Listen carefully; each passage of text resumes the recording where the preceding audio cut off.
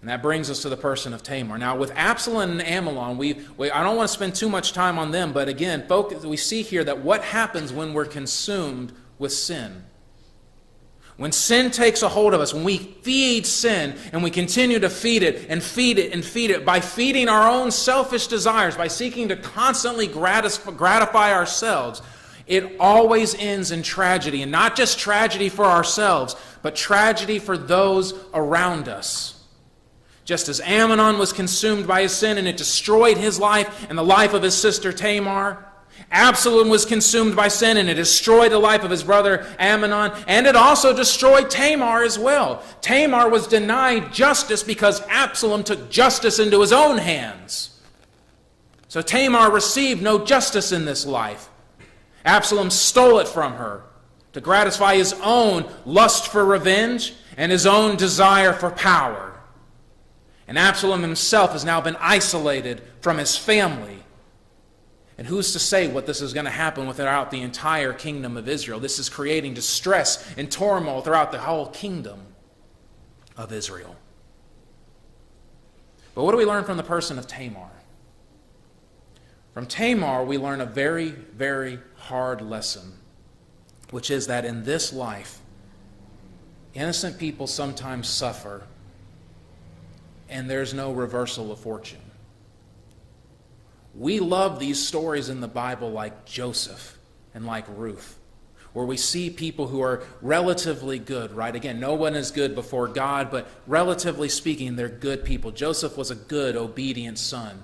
But what would happen? He was sold into slavery by his brothers. He's betrayed by his brothers, sold into slavery. But eventually what happens? His fortunes are reversed.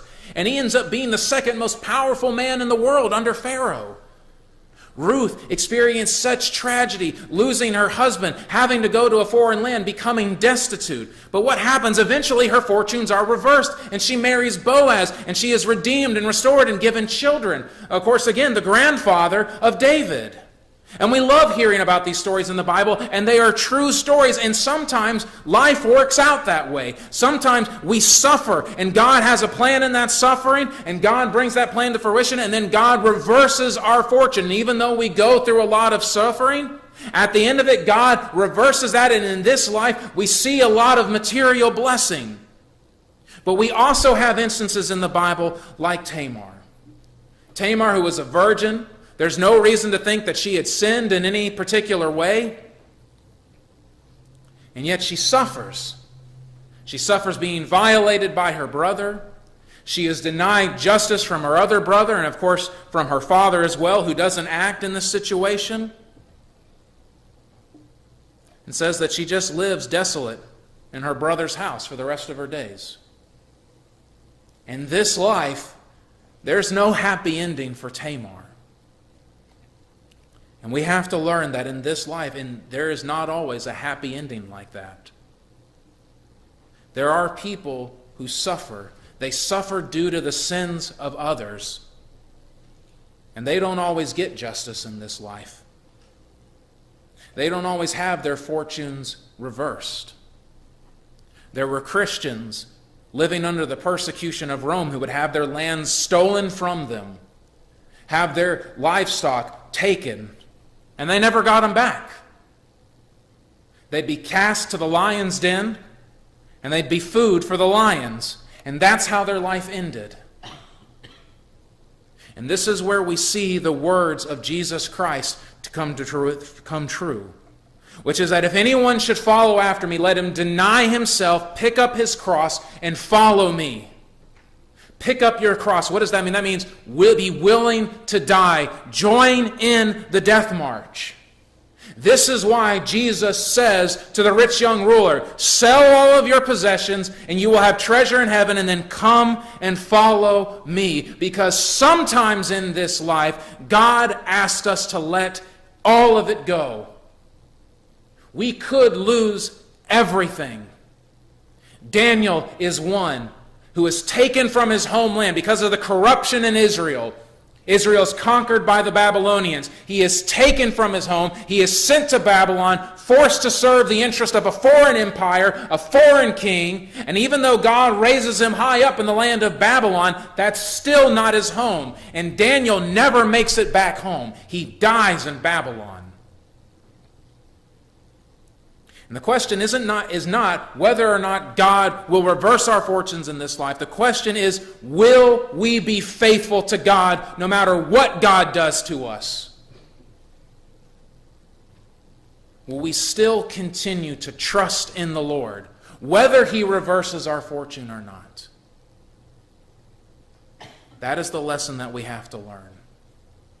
God can reverse our fortunes when we go through times of struggle and tribulation in this life. He did it for Joseph. He did it for Ruth. But God doesn't always work that way. Sometimes God has a different plan. It was God's plan that Paul die being beheaded. All of the work that Paul had done for God. And Paul dies by being beheaded. Tradition holds that Peter was crucified. In fact, tradition holds that every single apostle dies by unnatural causes, except for John. John's the only apostle that dies of old age. We don't always get justice in this life. We don't always end this life with material blessing. But the hope that we have, and the reason why that's okay, is because this life is not all that we have. And that's what we have to learn when we see these encounters with Tamar, when we hear what happened to the apostles, when we think about what David went through. Because Christ promises us that there is none who have left family and home and all that they have, who have come to follow me, who will not be rewarded 100-fold. Tamar might not have had her fortunes reversed as she lived. But in the world to come, she did.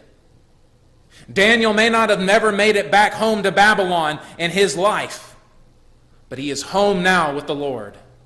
In our life, we might suffer greatly, and we may not ever see how our fortunes are reversed in this life. We may not ever get justice in this life. But we know that God will one day bring justice for all people. And we know that if we are faithful, if we continue to trust in God, if we continue to trust in the Lord, that in the life to come, we will be rewarded. We trust in God. And that's why we cannot put all of our hope, all of our joy, all of our dreams in this life. Because this life is not all that there is. If that's where you're putting your hopes, if that's where you're putting your dreams, you are going to be let down. This life will crush you.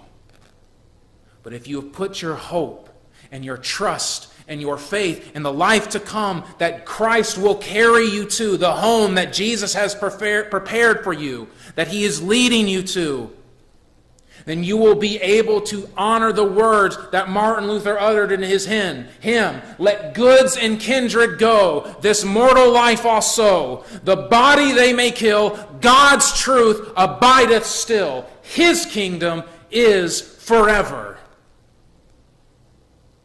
Though we may lose our goods and our life and our health, God still remains faithful. God will give us what we need to endure any hardship. He will bring us through it, and he will bring us to the promised land in the age to come. And so that is ultimately where our hope lies. That ultimately is where our joy is, and that ultimately is where we need to be storing up our treasures. Because there, it cannot be taken away from us. It is safe in the hands of God. God has purpose for our suffering. Tamar did not suffer in vain. But Tamar did have to suffer. You will not suffer in vain, but in this life you will suffer.